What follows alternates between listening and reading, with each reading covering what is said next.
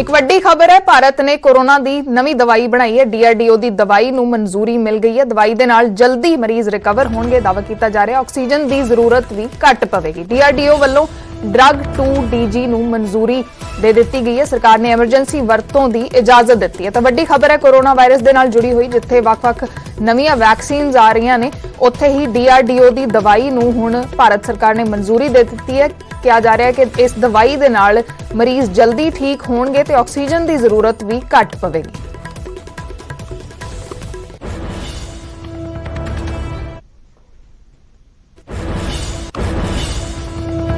पिछले अप्रैल 2020 में एक बहुत इम्पॉर्टेंट काम शुरू किया था कोविड-19 के ड्रग के ऊपर। ये एक मॉलिक्यूल है 2-डीऑक्सी ग्लूकोज, जिसको हमने टेस्ट करना शुरू किया था अप्रैल 2020 में। और सीसीएमबी हैदराबाद में हमने पहला एक्सपेरिमेंट इसमें किया था, जिसमें कि वायरस के ऊपर 2DG का इफेक्ट, जिसको 2-डीऑक्सी ग्लूकोज भी कहते हैं, इसका इफेक्ट हमने स्टडी किया था और उसमें हमें बहुत अच्छे रिजल्ट्स मिले थे।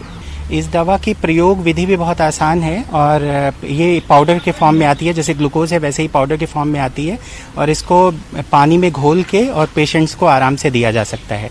और ये दवा सुबह और शाम 2 डोज पेशेंट्स को दी जाएगी और इसका ड्यूरेशन लगभग 7 दिन है। पेशेंट्स में 7 दिन तक ये दवा दी जाएगी, जिसके बाद पेशेंट्स, ज़्यादातर पेशेंट जो हैं वो पूरी तरीके से ठीक हो रहे हैं, जो हमारे क्लिनिकल ट्रायल में।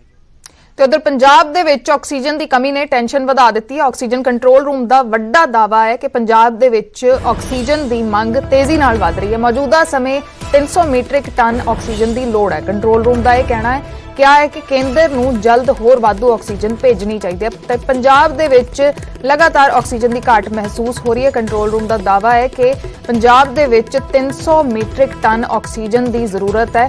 मंग तेजी दे नाल वध रही है। पंजाब दे विच ऑक्सीजन की मंग तेजी दे नाल वध रही है ते केंद्र नूं जल्द होर वाधू ऑक्सीजन भेजण दे लई अपील की गई है।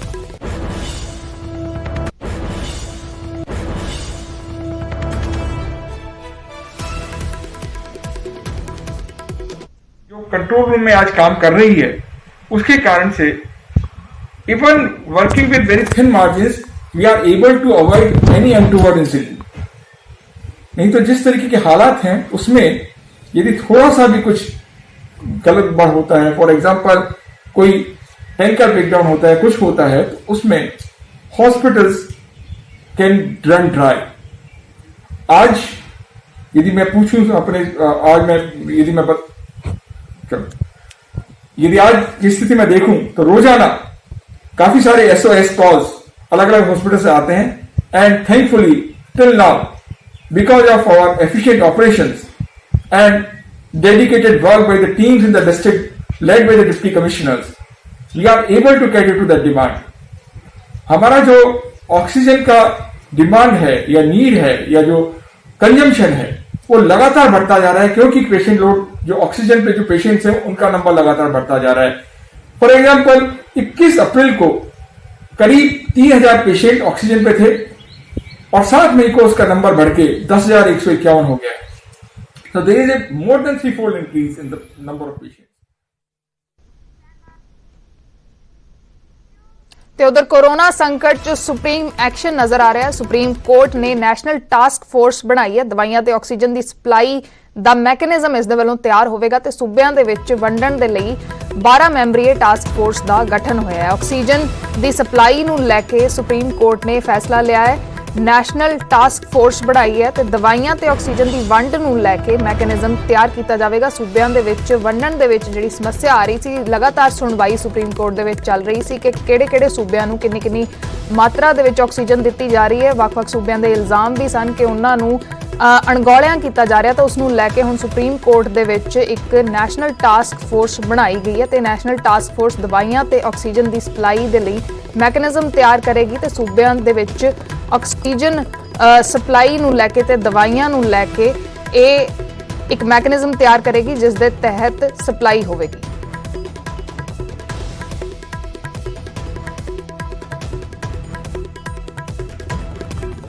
ਪਟਿਆਲਾ ਦੇ ਰਜਿੰਦਰਾ ਹਸਪਤਾਲ 'ਚ ਹੰਗਾਮਾ ਵੇਖਣ ਨੂੰ ਮਿਲਿਆ। ਮਰੀਜ਼ਾਂ ਦੇ ਪਰਿਵਾਰਾਂ ਨੇ ਹੰਗਾਮਾ ਕੀਤਾ। ਕੋਰੋਨਾ ਵਾਰਡ 'ਚ ਹੋ ਰਹੀਆਂ ਮੌਤਾਂ ਤੋਂ ਲੋਕ ਭੜਕ ਉੱਠੇ ਨੇ। ਹਸਪਤਾਲ ਦੇ ਉੱਤੇ ਗੰਭੀਰ ਇਲਜ਼ਾਮ ਲਗਾਏ ਗਏ ਨੇ। ਹਸਪਤਾਲ 'ਚ ਹਾਲਾਤ ਖਰਾਬ ਨੇ ਤੇ ਲੋਕ ਲਗਾਤਾਰ ਮਰ ਰਹੇ ਨੇ। ਇਹ ਲੋਕਾਂ ਦਾ ਇਲਜ਼ਾਮ ਹੈ। ਕਿਹਾ ਹੈ ਕਿ ਹਸਪਤਾਲ 'ਚ ਪੀਣ ਦਾ ਪਾਣੀ ਤੱਕ ਨਹੀਂ ਮਿਲ ਰਿਹਾ।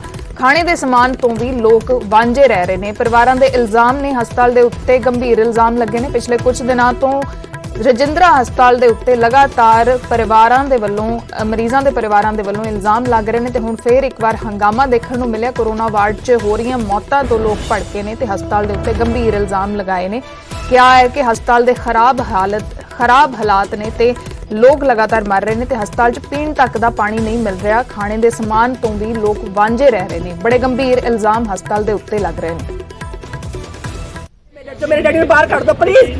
ਇਹ ਖਬਰ ਸਾਰੀ ਇੰਡੀਆ ਤੱਕ ਜਾਣੀ ਚਾਹੀਦੀ ਆ ਵੀ ਰਜਿੰਦਰਾ ਹਸਪਤਾਲ 'ਚ ਮੇਰੇ ਡੈਡੀ ਜੰਗਿਸਟ ਬੰਦੇ ਨੂੰ ਮਾਰਤਾ। ਗੱਡੀ ਨਹੀਂ ਹੈਗੀ ਕੋਰੋਨਾ ਸੀ, ਕੁਝ ਵੀ ਨਹੀਂ ਸੀ। ਇਹ ਅੰਕਲ ਉਹਨਾਂ ਨੂੰ ਤੁਹਾਡੇ ਵਾਂਗੂ ਜੰਗ ਸੀ। ਮੇਰੇ ਡੈਡੀ ਤੁਹਾਡੇ ਵਾਂਗੂ ਜੰਗ ਨਹੀਂ, ਕਿਉਂਕਿ ਇਹਨਾਂ ਦਾ ਨਾ ਤਾਂ ਆਪਾਂ ਨੂੰ ਮਰੀਜ਼ਾਂ ਦਾ ਮਿਲਣ ਨੂੰ ਦੇ ਰਹੇ ਨੇ, ਜਿਹੜੇ ਉਹਨਾਂ ਕੋਲ ਫੋਨ ਜਾਂਦੇ ਨੇ ਆਪਣੀ ਦਾ ਉਹਨਾਂ ਨਾਲ ਕੋਈ ਗੱਲਬਾਤ ਵੀ ਨਹੀਂ ਹੋ ਰਹੀ, ਕਿਉਂਕਿ ਆਪਣੇ ਫੋਨ ਤੇ ਗੱਲ ਹੁੰਦੀ ਆ। ਹੁਣ ਆਪਾਂ ਨੂੰ ਫੋਨ ਤੇ ਕੀ ਪਤਾ ਕਿ ਅੰਦਰ ਮਰੀਜ਼ ਦਾ ਕੀ ਹਾਲਾਤ ਹੋ ਰਹੇ ਨੇ।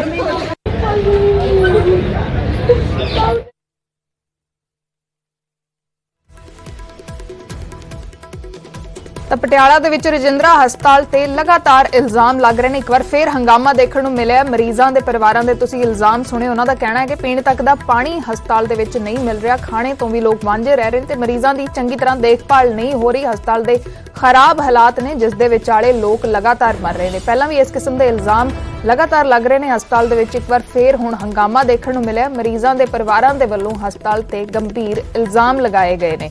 ਕਿਹਾ ਕਿ ਹਸਪਤਾਲ ਦੇ ਖਰਾਬ ਹਾਲਾਤ ਨੇ ਜਿਸ ਦੇ ਚੱਲਦੇ ਲੋਕ ਲਗਾਤਾਰ ਮਰ ਰਹੇ ਨੇ। ਤਾਂ ਇਸੇ ਖਬਰ ਤੇ ਹੋਰ ਜਾਣਕਾਰੀ ਦੇ ਲਈ ਪਟਿਆਲਾ ਤੋਂ ਸਾਡੇ ਸਹਿਯੋਗੀ ਮਨੋਜ ਸ਼ਰਮਾ ਜੁੜੇ ਨੇ। ਮਨੋਜ, ਕੀ ਹੈ ਪੂਰਾ ਮਾਮਲਾ? ਪਿਛਲੇ ਕਈ ਦਿਨਾਂ ਤੋਂ ਦੇਖਣ ਨੂੰ ਮਿਲ ਰਿਹਾ ਹੈ ਕਿ ਰਜਿੰਦਰਾ ਹਸਪਤਾਲ ਦੇ ਵਿੱਚ ਪਹਿਲਾਂ ਵੀ ਇਹ ਮਾਮਲਾ ਉੱਠਿਆ ਸੀ। ਪਹਿਲਾਂ ਵੀ ਪਰਿਵਾਰ ਵਾਲਿਆਂ ਦੇ ਵੱਲੋਂ ਹੰਗਾਮਾ ਕੀਤਾ ਗਿਆ ਸੀ। ਹੁਣ ਇੱਕ ਵਾਰ ਫੇਰ ਹਸਪਤਾਲ ਤੇ ਇਲਜ਼ਾਮ ਲਗਾਏ ਜਾ ਰਹੇ ਨੇ। ਅਰਸ਼, ਬਿਲਕੁਲ ਲਗਾਤਾਰ ਸਵਾਲ ਉੱਠ ਰਹੇ ਨੇ। 2 ਦਿਨ ਪਹਿਲਾਂ ਹੀ ਜਿਹੜੇ ਮੰਤਰੀ ਨੇ, ਕੈਬਨਿਟ ਮੰਤਰੀ ਓਪੀ ਸੋਨੀ, ਉਹਨਾਂ ਨੇ ਭਰੋਸਾ ਦਿੱਤਾ ਸੀਗਾ ਕਿ ਤੁਸੀਂ ਸਾਨੂੰ ਸਹਿਯੋਗ ਦਿਓ ਲੋਕਾਂ ਨੂੰ ਤੇ ਅਸੀਂ ਵੀ ਲੋਕਾਂ ਦੀ ਸਿਹਤ ਵਾਸਤੇ ਕੰਮ ਕਰਾਂਗੇ, ਕਿਉਂਕਿ ਜਿਹੜੀ ਕਰੋਨਾ ਦੀ ਲਹਿਰ ਹੈ ਬਹੁਤ ਜ਼ਿਆਦਾ ਭਿਆਨਕ ਹੋ ਚੁੱਕੀ ਹੈ। ਪਰ ਜੇ ਕੱਲ ਦੀ ਗੱਲ ਕਰੀਏ ਤਾਂ ਕੱਲ ਫਿਰ ਜਿਹੜੇ ਪਰਿਵਾਰਕ ਮੈਂਬਰ ਨੇ ਉਹਨਾਂ ਨੇ ਹੰਗਾਮਾ ਕੀਤਾ ਰਜਿੰਦਰਾ ਹਸਪੀਟਲ ਦੇ ਕਰੋਨਾ ਸੈਂਟਰ ਦੇ ਬਾਹਰ। ਉਹਨਾਂ ਨੇ ਉਹੀ ਦੋਸ਼ ਲਾਇਆ ਕਿ ਮਰੀਜ਼ਾਂ ਦੇ ਬਾਰੇ ਸਾਨੂੰ ਸਹੀ ਸਮੇਂ ਤੇ ਪਤਾ ਨਹੀਂ ਲੱਗਦਾ। ਉਹਨਾਂ ਨੂੰ ਖਾਣ ਪੀਣ ਦਾ ਜਿਹੜਾ ਸਮਾਨ ਹੈ ਜਿਹੜਾ ਅਸੀਂ ਵੀ ਭੇਜਦੇ ਹਾਂ ਉਹ ਸਮੇਂ ਤੇ ਨਹੀਂ ਮਿਲਦਾ। ਨਾ ਸਾਡੀ ਕੋਈ ਗੱਲ ਕਰਾਈ ਜਾਂਦੀ ਹੈ, ਨਾ ਉਹਨਾਂ ਨਾਲ ਮੋਬਾਈਲ ਤੇ ਗੱਲ ਹੁੰਦੀ ਹੈ ਤੇ ਬਸ ਇਹੀ ਮੈਸੇਜ ਆ ਜਾਂਦਾ ਹੈ ਕਿ ਮਰੀਜ਼ ਦੀ ਮੌਤ ਹੋ ਚੁੱਕੀ ਹੈ। ਜੀ ਮਰੀਜ਼ਾਂ ਨੇ ਸਾਫ ਜਿਹੜੇ ਉਹਦੇ ਪਰਿਵਾਰਕ ਮੈਂਬਰ ਨੇ ਕਿਹਾ ਕਿ ਜੀ ਸਾਨੂੰ ਕੋਈ ਜਾਣਕਾਰੀ ਨਹੀਂ ਮਿਲਦੀ, ਅਸੀਂ ਬਾਹਰ ਬੈਠੇ ਰਹਿੰਦੇ ਹਾਂ ਤੇ ਇਸ ਕਰਕੇ ਸਾਡਾ ਜਿਹੜਾ ਇਹ ਗੁੱਸਾ ਹੈਗਾ ਇਸੇ ਕਰਕੇ ਫੁੱਟਦਾ ਰਹੂਗਾ ਕਿ ਸਾਡੇ ਜਿਹੜੇ ਮਰੀਜ਼ ਨੇ ਉਹਦੇ ਬਾਰੇ ਜਾਣਕਾਰੀ ਦਿੱਤੀ ਜਾਵੇ। ਸੋ ਕੁੱਲ ਮਿਲਾ ਕੇ ਅਰਸ਼, ਜਿਹੜੇ ਡਾਕਟਰ ਨੇ ਬੇਸ਼ੱਕ ਲੋਕਾਂ ਦੀ ਸਿਹਤ ਬਚਾਉਣ ਦੇ ਵਾਸਤੇ ਲੱਗੇ ਹੋਏ ਨੇ, ਪਰ ਹੈਰਾਨੀ ਦੀ ਗੱਲ ਇਹ ਹੈ ਕਿ ਲਗਾਤਾਰ ਕੈਬਨਿਟ ਮੰਤਰੀ ਦੇ ਭਰੋਸੇ ਦੇ ਬਾਵਜੂਦ ਇਸ ਤਰ੍ਹਾਂ ਦੀ ਘਟਨਾ ਦਾ ਹੋਣਾ, ਲੋਕਾਂ ਦਾ ਰੋਹ ਫੁੱਟਣਾ ਆਪ ਦੇ ਆਪ 'ਚ ਇਸ ਪ੍ਰਬੰਧ ਦੇ ਉੱਪਰ ਵੀ ਸਵਾਲ ਖੜੇ ਕਰ ਰਿਹਾ। ਮਨੋਜ, ਲਗਾਤਾਰ ਹਸਪਤਾਲ ਦੇ ਵੱਲੋਂ ਪਹਿਲਾਂ ਵੀ ਇਹ ਗੱਲ ਆਖੀ ਗਈ ਸੀ ਕਿ ਇੱਥੇ ਜ਼ਿਆਦਾਤਰ ਮਰੀਜ਼ ਲੇਟ ਪਹੁੰਚਦੇ ਨੇ, ਕਿ ਜਦੋਂ ਜ਼ਿਆਦਾ ਗੰਭੀਰ ਹਾਲਾਤ ਹੋ ਜਾਂਦੇ ਨੇ ਉਸ ਤੋਂ ਬਾਅਦ ਪਹੁੰਚਦੇ ਨੇ ਤੇ ਇਸ ਕਰਕੇ ਉਹ ਜਿਹੀਆਂ ਘਟਨਾਵਾਂ ਵਾਪਰਦੀਆਂ ਨੇ। ਕੀ ਪ੍ਰਸ਼ਾਸਨ ਦੇ ਨਾਲ ਹੁਣ ਦੁਬਾਰਾ ਕੋਈ ਗੱਲਬਾਤ ਹੋ ਪਾਈ ਹੈ? ਕਿਉਂਕਿ ਵਾਰ-ਵਾਰ ਇਸ ਕਿਸਮ ਦਾ ਗੁੱਸਾ ਫੁੱਟਣਾ ਤੇ ਇਸ ਕਿਸਮ ਦੇ ਗੰਭੀਰ ਇਲਜ਼ਾਮ ਵਾਰ-ਵਾਰ ਹਸਪਤਾਲ ਤੇ ਲੱਗ ਰਹੇ ਨੇ। ਅਰਸ਼, ਮੈਂ ਦੱਸ ਦਿਆਂ ਕਿ ਜਿਹੜੀ ਜਾਣਕਾਰੀ ਹੁੰਦੀ ਹੈ ਕਿਸੇ ਵੀ ਤਰ੍ਹਾਂ ਦੀ ਮੀਡੀਆ ਨੂੰ ਨਹੀਂ ਦਿੱਤੀ ਜਾਂਦੀ, ਜਾਂ ਸਿਰਫ ਇਸ ਤਰ੍ਹਾਂ ਦਾ ਹੁੰਦਾ ਕਿ ਇੱਕ ਬਣੀ ਬਣਾਈ ਜਿਹੜੀ ਕਲਿੱਪ ਹੈ ਉਹ ਦਿੱਤੀ ਜਾਂਦੀ ਹੈ, ਜਾਂ ਇਸ ਤਰ੍ਹਾਂ ਕੀਤਾ ਜਾਂਦਾ ਕਿ ਜਿਹੜੇ ਅੰਦਰ ਮਰੀਜ਼ ਬੈਠੇ ਨੇ 4-5 ਦੀ ਵੀਡੀਓ ਸ਼ੇਅਰ ਕਰ ਦਿੱਤੀ ਜਾਂਦੀ ਹੈ। ਅਜਿਹੀਆਂ ਖਬਰਾਂ ਮੀਡੀਆ 'ਚ ਆਉਣ ਤੋਂ ਬਾਅਦ ਪਹਿਲਾਂ ਕੋਈ ਜਾਣਕਾਰੀ ਨਹੀਂ ਦਿੱਤੀ ਜਾਂਦੀ। ਇਹ ਵੀ ਸਵਾਲ ਖੜੇ ਕਰਦੇ। ਤਮਾਮ ਜਾਣਕਾਰੀ ਦੇ ਲਈ ਤਾਂ ਹਸਪਤਾਲ ਦੇ ਉੱਤੇ ਗੰਭੀਰ ਇਲਜ਼ਾਮ ਲੱਗ ਰਹੇ ਨੇ। ਲਗਾਤਾਰ ਰਜਿੰਦਰਾ ਹਸਪਤਾਲ ਪਟਿਆਲਾ ਦੇ ਉੱਤੇ ਇਸ ਕਿਸਮ ਦੇ ਇਲਜ਼ਾਮ ਲੱਗ ਰਹੇ ਨੇ। ਪਿਛਲੇ ਕੁਝ ਦਿਨਾਂ ਦੇ ਵਿੱਚ ਲਗਾਤਾਰ ਹੰਗਾਮਾ ਦੇਖਣ ਨੂੰ ਮਿਲ ਰਿਹਾ। ਇੱਕ ਵਾਰ ਫੇਰ ਮਰੀਜ਼ਾਂ ਦੇ ਪਰਿਵਾਰਾਂ ਦੇ ਵੱਲੋਂ ਹੰਗਾਮਾ ਕੀਤਾ ਗਿਆ ਤੇ ਕਿਹਾ ਗਿਆ ਕਿ ਹਸਪਤਾਲ ਦੇ ਵਿੱਚ ਦੇਖਭਾਲ ਚੰਗੀ ਤਰ੍ਹਾਂ ਨਹੀਂ ਹੋ ਰਹੀ ਤੇ ਮਰੀਜ਼ਾਂ ਦੇ ਬਾਰੇ ਉਹਨਾਂ ਨੂੰ ਕੋਈ ਜਾਣਕਾਰੀ ਨਹੀਂ ਦਿੱਤੀ ਜਾ ਰਹੀ।